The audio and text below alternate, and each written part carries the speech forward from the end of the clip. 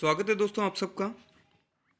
आज की इस वीडियो में हम चर्चा करेंगे शिक्षा मनोविज्ञान के 30 महत्वपूर्ण प्रश्नों के बारे में। दोस्तों ये प्रश्न इस हिसाब से तैयार किए गए कि चाहे आप read first level, second grade या स्कूल लेक्चर किसी की भी तैयारी कर रहे हो तो अपनी जो शिक्षा मनोविज्ञान की आपकी जो तैयारी है उसे आप परख सकते हैं कि आपकी तैयारी कितनी पुख्ता है। और इन 30 प्रश्नों को सीरियसली लेकर आप आंसर करने की कोशिश कीजिए और चेक कीजिएगा अपनी नॉलेज की आपके कितने सवाल सही हो रहे हैं। तो दोस्तों बिना कोई देरी के हम शुरू करते हैं। पहला प्रश्न, हाउ वी थिंक पुस्तक के लेखक कौन हैं? हाउ वी थिंक पुस्तक के लेखक कौन हैं? ए फ्रायड यानी Sigmund Freud, John Dewey, Skinner, Jean पियाजे। हाउ वी थिंक पुस्तक के लेखक कौन हैं? इस प्रश्न का सही उत्तर है दोस्तों जॉन डीवी। जॉन डीवी इस पुस्तक के लेखक हैं हाउ वी थिंक। इन्होंने एक और बुक लिखी थी दोस्तों, स्कूल एंड सोसाइटी, स्कूल और समाज, जॉन डीवी ने। अगला प्रश्न है दोस्तों, अधिगम का क्षेत्रीय सिद्धांत किसने दिया था? अधिगम का क्षेत्रीय सिद्धांत किसने दिया था? विकल्प हैं Thorndike, William James, Kurt Lewin, McDougall. अधिगम का क्षेत्रीय सिद्धांत किसने दिया था? Thorndike, William James, Kurt Lewin और मैकडूगल। सही उत्तर चुनिए। इसका सही उत्तर है दोस्तों कुर्ट लेविन। अधिगम का जो क्षेत्रीय सिद्धांत है दोस्तों वो कुर्ट लेविन ने दिया था। किसने दिया था? कुर्ट लेविन ने। अगला प्रश्न है दोस्तों आपके लिए, जीन पियाजे ने बालक के नैतिक विकास की 4 अवस्थाएं बताई, उनमें से कौन सी नहीं है? तो सबसे पहले देखिए दोस्तों, प्रश्नों को समझिए कि जीन पियाजे ने नैतिक विकास की अवस्थाएं बताई हैं बालक की, और वो अवस्थाएं कितनी थी? 4। आपको ये बताना है कि जो नीचे 4 ऑप्शन दिए गए उनमें से एक नहीं है। ए नियमित अवस्था, विषम जातीय अधिकार अवस्था, विषम जातीय परस्परता अवस्था और स्वशासित अवस्था। जीन पियाजे ने कौन सी अवस्था इनमें से नहीं बताई थी नैतिक विकास की?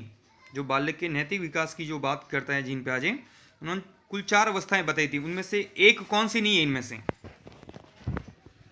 नियमित अवस्था, विषम जातीय अधिकार अवस्था, विषम जातीय परस्परता अवस्था और स्वशासित अवस्था।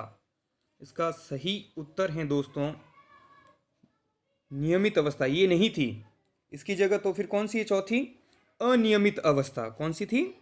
अनियमित अवस्था। जो 0 से 5 साल की जो अवस्था है, जीन पियाजे ने उसे अनियमित अवस्था कहा है। विषम जातीय अधिकार अवस्था 5 से 9 और विषम जातीय परस्परता अवस्था 9 से 13 और स्वशासित अवस्था बालक की जो है वो 13 से 17 वर्ष की आयु उन्होंने बताई थी जीन पियाजे ने। अगला प्रश्न है दोस्तों, नवजात शिशु की स्मरण शक्ति होती है, नवजात शिशु की स्मरण शक्ति होती है बहुत कम, कम, अधिक या बहुत अधिक? इन 4 में से एक है उत्तर सही, वो आपको बताना है। नवजात शिशु की स्मरण शक्ति होती है बहुत कम, कम, अधिक या बहुत अधिक? तो इसका सही उत्तर है दोस्तों बहुत कम। नवजात शिशु जो होता है उसकी जो स्मरण शक्ति है, याददाश्त है, वो बहुत ही कम होती है दोस्तों, ध्यान रखना। अगला प्रश्न, 20वीं शताब्दी को बालक की शताब्दी किसने कहा? 20वीं शताब्दी को बालक की शताब्दी किसने कहा? जेबी वॉटसन ने, एडलर ने, क्रो एंड क्रो ने, मुर्रे ने। 20वीं शताब्दी बालक की शताब्दी है, ऐसा किसने कहा? Watson, Adler, crow and Murray. तो इस प्रश्न का सही उत्तर है दोस्तों, ये प्रश्न कई बार एग्जाम में आ चुका है, कॉम्पिटिटिव एग्जाम में, चाहे रीट हो, सेकंड ग्रेड हो, हर एग्जाम में ये प्रश्न पूछा गया है। और इसका सही उत्तर है क्रो एंड क्रो। इन्होंने 20वीं शताब्दी को बालक की शताब्दी बताया था। अगला प्रश्न बहुत ही अच्छा प्रश्न है दोस्तों। थॉर्नडाइक के पीएचडी शोध का शीर्षक क्या था? जो उन्होंने पीएचडी की थी, उन्होंने रिसर्च की थी, उस रिसर्च का जो है शीर्षक क्या था? थॉर्नडाइक की शोध का, है ना। ऑप्शन ए है animal psychology, animal education, animal behaviour, animal intelligence. इनका जो शोध का जो शीर्षक है वो क्या था पीएचडी में थॉर्नडाइक का? Animal psychology, animal education, animal behaviour, animal intelligence. इस प्रश्न का सही उत्तर है दोस्तों एनिमल इंटेलिजेंस। एनिमल इंटेलिजेंस इनके जो पीएचडी थी, जो शोध रिसर्च इन्होंने किया था, उसका जो शीर्षक है वो एनिमल इंटेलिजेंस था। और इन्होंने दोस्तों एसआर थ्योरी दी थी। ये संयुक्त राज्य अमेरिका के थे। उद्दीपक अनुक्रिया का जो सिद्धांत है वो थॉर्नडाइक ने दिया था। अगला प्रश्न है दोस्तों, अल्बर्ट बांडुरा का जन्म कहाँ हुआ था? अल्बर्ट बांडुरा का जन्म कहाँ हुआ था? ऑप्शन है USA, Canada, Germany, France. USA, Canada, Germany और फ्रांस, इनमें से किस एक देश में अल्बर्ट बांडुरा का जन्म हुआ था? इसका सही उत्तर है दोस्तों कनाडा। कनाडा में बांडुरा का जन्म हुआ था सन 1925 में अल्बर्टा नगर में। और इन्होंने सामाजिक अधिगम का सिद्धांत दिया था दोस्तों। सामाजिक अधिगम का सिद्धांत अल्बर्ट बांडुरा ने दिया था। कनाडा के अल्बर्टा नगर में इनका जन्म हुआ था। अगला प्रश्न है दोस्तों आपके लिए, कम आयु में वृद्धावस्था के लक्षण निम्न में से कौन सी समस्या है? मनोविज्ञान में ऐसी कई समस्याएं होती है जो शारीरिक मानसिक समस्याओं को इंगित करते हैं। तो कम आयु में वृद्ध अवस्था के लक्षण दिखने लगते हैं, महसूस होने लगते हैं, तो वह कौन सी समस्या कहलाती है? Option A dementia, aphasia, progeria, bulimia. देखने में सब एक जैसे लगते हैं। अगर आपने बहुत अच्छे से पढ़ रखा तो आप इजीली इसका आंसर दे सकते हो। बाकी ऐसे प्रश्न एग्जाम में भी उलझाते हैं हमें दोस्तों। Dementia, aphasia, progeria, bulimia. इसका सही उत्तर है दोस्तों प्रोजेरिया। कौन सा है? प्रोजेरिया इसका सही उत्तर है। यानी प्रोजेरिया वह समस्या है जिसमें कम आयु में, यानी जब बालक अपने या बाल्य अवस्था में ही या किशोर अवस्था में वो बूढ़े जैसे लक्षण उसमें दिखने शुरू हो जाते हैं, प्रोजेरिया। तो साथ ही साथ हम चर्चा कर लेते हैं कि डिमेंशिया, अफेसिया क्या है। तो डिमेंशिया में ये होता है दोस्तों कि वह चिंतन नहीं कर पाता, उसकी स्मरण शक्ति बहुत कमजोर हो जाती है, वह तर्क नहीं कर पाता है, ये कहलाता है डिमेंशिया। यानी चिंतन, स्मरण में कमजोर होना, तर्क नहीं कर पाना, ये डिमेंशिया। अफेसिया ये भाषा संबंधी समस्या है। और बुलेमिया जो भोजन ग्रहण करने संबंधी जो समस्या है वो बुलीमिया कहलाता है। अगला प्रश्न है दोस्तों, संप्रेषण से क्या आशय है? यानी कम्युनिकेशन क्या है? संप्रेषण से क्या आशय हैं? विचारों का आदान प्रदान, भाषण देना, संगीत सुनना और टीवी देखना। संप्रेषण, व्हाट इज ए कम्युनिकेशन? तो विचारों का आदान प्रदान, भाषण देना, संगीत सुनना या टीवी देखना, इनमें से एक सही है। आपको आंसर करना है दोस्तों। विचारों का आदान प्रदान करना संप्रेषण कहलाता है। विचारों का आदान प्रदान। बाकी देखिए दोस्तों, संगीत सुन रहे हैं या भाषण या टीवी, सब एक तरफा हो रहा है। जब विचारों का आदान प्रदान होता है तब उस प्रक्रिया को संप्रेषण कहा जाता है। अगला प्रश्न है दोस्तों, एक प्रभावी शिक्षक वह है जो कर सकता है। एक प्रभावी शिक्षक वह है जो कर सकता है कक्षा पर नियंत्रण, कम समय में अधिक सूचना देना, विद्यार्थियों को सीखने के लिए अभिप्रेरित करना, दत्त कार्यों को ध्यानपूर्वक जांचना। दत्त कार्य मतलब जो दिया गया कार्य उसको अच्छे से चेक करना। तो देखिए दोस्तों, ऐसे प्रश्न हमेशा टीचर की एक गुडविल चेक करने के लिए आपको देते हैं कि एक अच्छा शिक्षक क्या कर पाता है। ये सारे ही कर सकता है, बट सबसे अच्छी चीज़ कौन सी है वो देखना है। आंसर कीजिएगा दोस्तों। एक प्रभावी शिक्षक वह है जो कर सकता है। इसका सही उत्तर है विद्यार्थियों को सीखने के लिए अभिप्रेरित करना। अगर आप किसी को मोटिवेट कर सकते हो, मोटिवेट कर दिया आपने, तो आप बेस्ट टीचर हो। बाकी जो सीखना वगैरह है वो स्टूडेंट्स तब ज़्यादा सीखते हैं जब वो अभिप्रेरित हो जाते हैं। अगला प्रश्न है दोस्तों, एक परीक्षण की कौन सी विशेषता नहीं है? एक परीक्षण की कौन सी विशेषता नहीं है? वैधता, विश्वसनीयता, वस्तुनिष्ठता और उत्तीर्ण करना। जो एक परीक्षण होता है उसमें परीक्षण की कौन सी विशेषता नहीं है? तो इसका सही उत्तर है दोस्तों, आप भी आंसर करने की कोशिश कीजिएगा दोस्तों, और अपने सही और गलत भी ध्यान रखिए। पेन कॉपी आप साइड में नोट कर सकते हो, कितने सवाल सही हुए हैं, कितने गलत हुए हैं। उत्तीर्ण करना ही इसकी विशेषता नहीं है।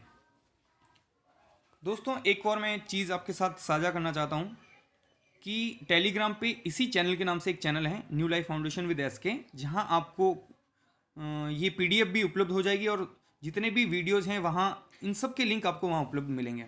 और भी नोट्स या जो पीडीएफ हैं, बहुत सारे स्टूडेंट्स कह रहे हैं कि सर वो हमें नोट चाहिए, पीडीएफ कहाँ मिलेगी? तो उसके लिए आज एक चैनल बना लिया गया है टेलीग्राम पे, New Life Foundation with SK के नाम से।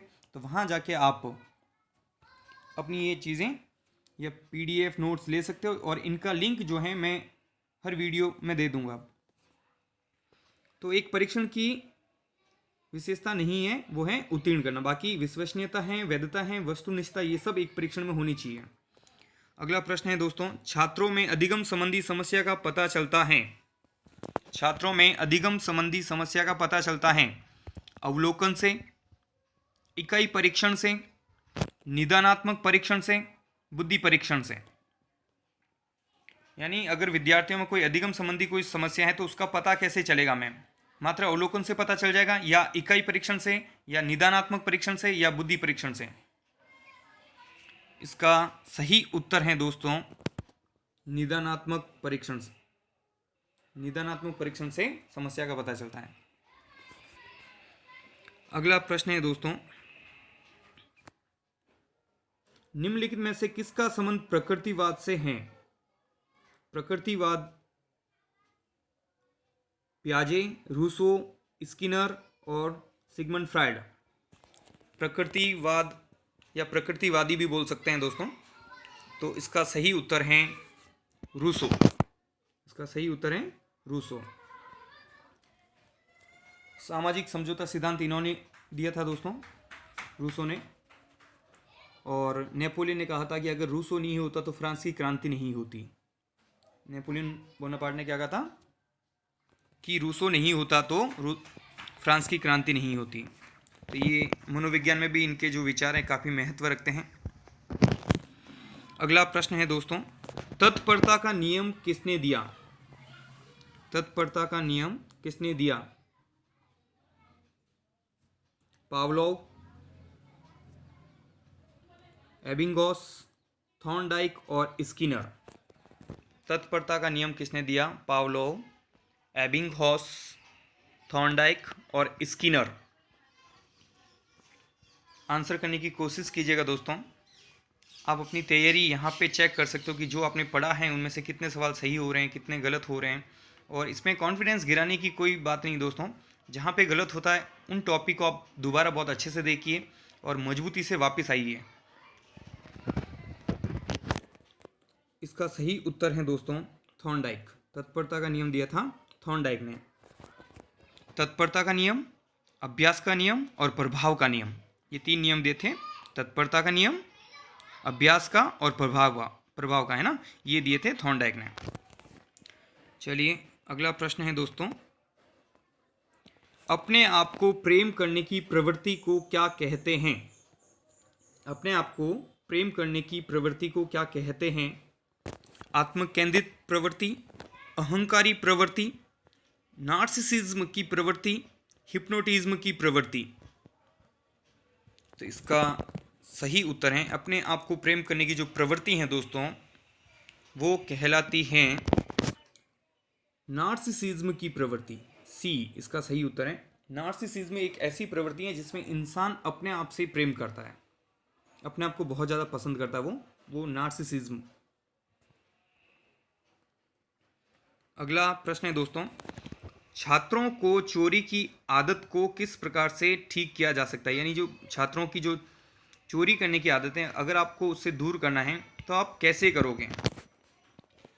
तो इसका सही उत्तर है दोस्तों, पहले हम ऑप्शन देख लेते हैं। उदाहरण देकर, पारितोषिक देकर, सजा देकर या बच्चे को डांट फटकार कर। उदाहरण के द्वारा, पारितोषिक के द्वारा, सजा देकर, बच्चे को डांट फटकार के किस प्रकार उनकी चोरी की आदत को छुड़ाया जा सकता है? तो इसका सही उत्तर है दोस्तों, उदाहरण देकर। जो अच्छे उदाहरण हैं वो उनके समक्ष पेश कीजिएगा, निश्चित तौर पे जो चोरी करने की आदत है वो सुधर जाएगी। अगला प्रश्न है दोस्तों, थकान का कारण नहीं है। थकान का कारण नहीं है, बाकी सभी हैं। इस प्रश्न को समझने का तरीका दोस्तों कि जब एग्जाम आता है तो प्रश्न को वहीं क्लियर कर दीजिएगा। थकान का कारण नहीं है, इसका मतलब बाकी जो हैं वो थकान के कारण हैं, एक नहीं है। निरंतर कार्य करते रहना, शिक्षण विधियाँ, विश्राम और अपर्याप्त रोशनी, इनमें से कौन सा एक है जो थकान का कारण नहीं है? बाकी सभी हैं, सिर्फ एक है जो थकान का कारण नहीं है। और इसका सही उत्तर है दोस्तों, शिक्षण विधियाँ। कौन सा है? शिक्षण विधियाँ जो है वो थकान का कारण नहीं है। बाकी निरंतर कार्य करोगे तो भी थकान होती है, विश्राम नहीं करोगे तो भी थकान होती है, और अपर्याप्त अगर रोशनी देती है और वहाँ आप काम करते हो तो भी थकान महसूस होती है दोस्तों। अगला प्रश्न है, डैनियल गोलमैन की एक पुस्तक है दोस्तों, संवेगात्मक बुद्धिलब्धि से अधिक, संवेगात्मक बुद्धि, यहाँ बुद्धि लिखना मिस हो गया दोस्तों। संवेगात्मक बुद्धि बुद्धिलब्धि से अधिक महत्वपूर्ण क्यों? संवेगात्मक बुद्धि बुद्धिलब्धि से अधिक महत्वपूर्ण क्यों? Why intelligence, emotional intelligence, why it can better more than IQ। ये जो पुस्तक है इनकी, जो डैनियल गोलमैन ने लिखी है, emotional intelligence, why it can better more than IQ, यह पुस्तक प्रकाशित कब हुई है? 1992, 1993, 1994, 1995। पुस्तक प्रकाशित कब हुई है दोस्तों, ये आपको बताना है। और इसका सही उत्तर है दोस्तों 1995। 1995।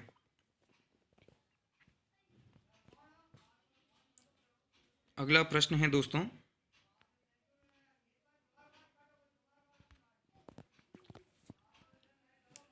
अमूर्त विचारों के विषय में सोचने की योग्यता ही बुद्धि है। अमूर्त विचारों के विषय में सोचने की योग्यता ही बुद्धि है, यह कथन किसका है? ये बुद्धि की परिभाषा दी थी किसी ने, वो आपको बताना है। ऑप्शन है A Kohler, B Skinner, C हल, D टर्मन।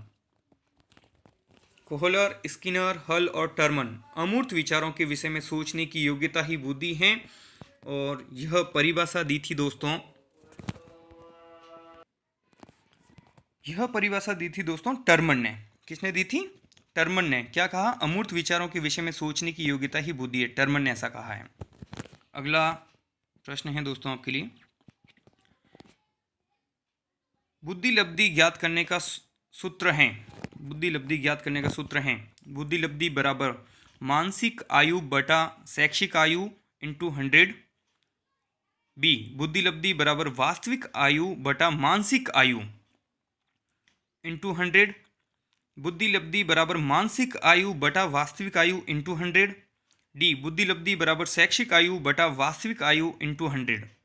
इनमें से कौन सा सही विकल्प है? आराम से देखिए और अपने आप को आंसर कीजिएगा, फिर मैं आपको सही उत्तर बताता हूँ इसका। बुद्धिलब्धि ज्ञात करने का सूत्र, इसका सही उत्तर है दोस्तों, बुद्धिलब्धि बराबर मानसिक आयु बटा वास्तविक आयु इंटू 100, यानी C। बुद्धिलब्धि ज्ञात करने का सूत्र मेंटल एज बटा करंट एज, इसको एम ए आप इस तरह भी याद कर सकते हो, एम ए बटा C A current age into 100, M A बटा सी ए इंटू 100। अगला प्रश्न है दोस्तों आपके लिए, बच्चों में प्रेम संवेग का आविर्भाव कब होने लगता है? बच्चों में प्रेम संवेग का आविर्भाव कब होने लगता है? 3 माह में, 4 माह में, 5 माह में और 6 माह में। जो प्रेम नामक संवेग है दोस्तों, वो कब उसका आविर्भाव होता है बच्चों में? इसका सही उत्तर है दोस्तों, प्रश्नों को आप आराम से पढ़िए, कौन सा संवेग पूछ रहे हैं, क्या पूछा जा रहा है, ये आप प्रश्नों को समझेंगे तो कोई भी उत्तर गलत होने के चांस नहीं रहते दोस्तों। प्रेम संवेग पूछा जा रहा है, इसका सही उत्तर है दोस्तों 6 माह में। कब? 6 माह में। अगला प्रश्न है दोस्तों, आंख के रंग को कौन सा कारक प्रभावित करता है? आंख के रंग को कौन सा कारक प्रभावित करता है? वातावरण, आनुवंशिकता, हार्मोन, डी समाज। यानी आंख का जो रंग है वो कौन सा कारक उसको प्रभावित करता है, आंख के रंग को? वातावरण, आनुवंशिकता, हार्मोन और समाज। इसका सही उत्तर है दोस्तों आनुवंशिकता। आनुवंशिकता आंख के रंग को प्रभावित करता है। अगला प्रश्न है दोस्तों, शैशव अवस्था में बालक में कौन सी विशेषताएं पाई जाती हैं? शैशव अवस्था में बालक में कौन सी विशेषताएं पाई जाती हैं? सहयोग लेना, अनुकरण करना, आश्रित होना और इनमें से सभी। शैशव अवस्था में निम्न में से कौन सी ऐसी विशेषताएं हैं जो बालकों में पाई जाती हैं? सहयोग लेना, अनुकरण करना, आश्रित होना और इनमें से सभी। तो इसका सही उत्तर है दोस्तों इनमें से सभी। ये सभी जो हैं सहयोग लेते हैं, अनुकरण करते हैं और अपने माता पिता और जो बड़े हैं उन पर आश्रित रहते हैं। अगला प्रश्न है दोस्तों, बच्चों को नन्हे वैज्ञानिक किसने कहा? बच्चों को नन्हे वैज्ञानिक किसने कहा? ए जीन पियाजे, बी वॉटसन, सी गोलमैन, डी विलियम वुंट। यानी कौन सा मनोवैज्ञानिक हैं जिन्होंने बच्चे को नैना वैज्ञानिक कहा? जीन पियाजे ने, वॉटसन, गोलमैन और विलियम वुंट। इनमें से सही उत्तर है दोस्तों जीन पियाजे। कौन सा है? जीन पियाजे ने बच्चों को नन्हे वैज्ञानिक कहा है दोस्तों, जीन पियाजे ने। बहुत अच्छा प्रश्न बनता है यहाँ से। अगला प्रश्न है, वुडवर्थ के अनुसार स्मृति का आयाम नहीं है। वुडवर्थ के अनुसार स्मृति का आयाम नहीं है। वुडवर्थ के अनुसार है दोस्तों धारण करना, पुनः स्मरण करना और पहचानना और तर्क करना। धारण करना, बी पुनः स्मरण करना, सी पहचानना, डी तर्क करना। इनमें से कौन सा एक आयाम है स्मृति का जो वुडवर्थ के अनुसार स्मृति का आयाम नहीं है? तो इसका सही उत्तर है दोस्तों तर्क करना जो है वो स्मृति का आयाम नहीं है वुडवर्थ के अनुसार। अगला प्रश्न है दोस्तों, CWSN का पूरा नाम है। CWSN का पूरा नाम है child with special needs, children with special needs, child with specific needs, children with specific needs. बहुत क्लोज विकल्प तैयार किए मैंने, तो आप आंसर करने की कोशिश कीजिएगा दोस्तों। CWSN ये वो विद्यार्थी होते हैं दोस्तों जो स्कूलों में इनकी विशेष आवश्यकताएं होती हैं। पहले आप आंसर कीजिएगा तो फिर तो हम थोड़ा सा डिस्कस करेंगे इसके बारे में। CWSN का पूरा नाम, इसका सही उत्तर है दोस्तों B children with special needs, children with special needs, ये दिव्यांग हो सकते हैं दोस्तों। सुनने में इनको परेशानी हो सकती है, देखने में, चलने में, मतलब कोई मानसिक स्तर की जो चीज़ें होती है या शारीरिक मानसिक दोनों हो सकती है, उन्हें CWSN कैटेगरी के स्टूडेंट्स माना जाता है, यानी उन्हें स्पेशल नीड्स होती है उनकी कुछ। अगला प्रश्न है दोस्तों, निम्नलिखित में सृजनशीलता का प्रमुख तत्व क्या नहीं है। दोस्तों, मनोविज्ञान की सबसे खूबसूरती यही है कि अगर आपने प्रश्न बहुत अच्छे से पढ़ लिया तो आप उत्तर निकाल सकते हो। यहाँ पे पूछा जा रहा है निम्नलिखित में से सृजनशीलता का प्रमुख तत्व क्या नहीं है, यानी बाकी जो 3 हैं वो सृजनशीलता के तत्व हैं और एक इनमें दे रखा है जो नहीं है। मौलिकता, अनुशासन, धारा प्रवाहिता, लचीलापन। मौलिकता, अनुशासन, धारा प्रवाहिता और लचीलापन, कौन सा एक है जो सृजनशीलता का तत्व नहीं है? इसका सही उत्तर है दोस्तों अनुशासन। अनुशासन इसका प्रमुख तत्व नहीं है। अगला प्रश्न है दोस्तों, समायोजन नहीं कर पाने का कारण है। समायोजन नहीं कर पाने का कारण है द्वंद्व, तनाव, कुंठा और उपयुक्त सभी। एडजस्टमेंट नहीं कर पाने का क्या कारण है दोस्तों? द्वंद्व, कुंठा, तनाव या उपयुक्त सभी। तो इसका सही उत्तर है दोस्तों उपयुक्त सभी। द्वंद्व, तनाव, कुंठा, इन सब के कारण जो हैं समायोजन नहीं हो पाता है, या इनमें से कोई भी एक होता तो भी समायोजन नहीं होता है। अगला प्रश्न है दोस्तों, प्रोजेक्ट विधि का प्रयोग सबसे पहले सामाजिक विज्ञान में किसने किया? प्रोजेक्ट विधि का प्रयोग सबसे पहले सामाजिक विज्ञान में किसने किया? मॉन्टेसरी, जॉन डीवी, किलपैट्रिक और रूसो। प्रोजेक्ट विधि इसका प्रयोग सबसे पहले सामाजिक विज्ञान में। प्रश्न को हमेशा बहुत अच्छे से पढ़ें, समझें, फिर आप आंसर करें दोस्तों। इसका सही उत्तर है दोस्तों किलपैट्रिक। कौन सा है? किलपैट्रिक। आखिरी प्रश्न इस टेस्ट सीरीज का, RTE act, right to education act 2009 में कुल कितनी धाराएं थी? जो अधिनियम था अनिवार्य व निःशुल्क शिक्षा अधिनियम 2009, उसमें कुल कितनी धाराएं थी? 38, 39, 37, 36। तो इसका सही उत्तर है दोस्तों 38। कितनी धाराएं थी? 38, 38 धाराएं थी RTE एक्ट 2009 में। ये पूरे भारत में 1 अप्रैल 2010 को लागू हुआ था। राजस्थान में 1 अप्रैल 2011 को RTE एक्ट लागू हुआ दोस्तों। इसमें 6 से 14 वर्ष के सभी बच्चों को अनिवार्य व निःशुल्क शिक्षा की व्यवस्था यह अधिनियम करता है। तो बहुत बहुत धन्यवाद दोस्तों, आपने इतने ध्यान से सुना, देखा ये वीडियो। और ये वीडियो अगर आपको पसंद आया दोस्तों तो आप इसे लाइक ज़रूर कीजिए, शेयर कीजिए अपने दोस्तों के साथ। कमेंट में भी बता सकते हैं कि आपको कैसा लगा है।